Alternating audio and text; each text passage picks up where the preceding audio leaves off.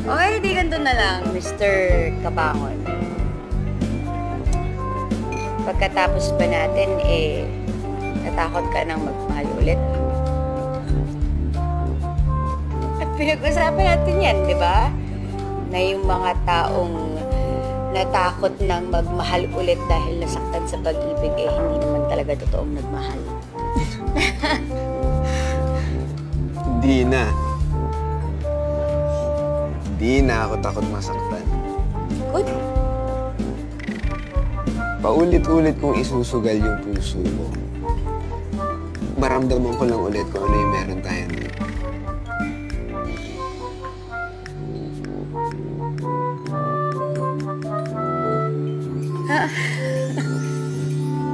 Tanga tong gago.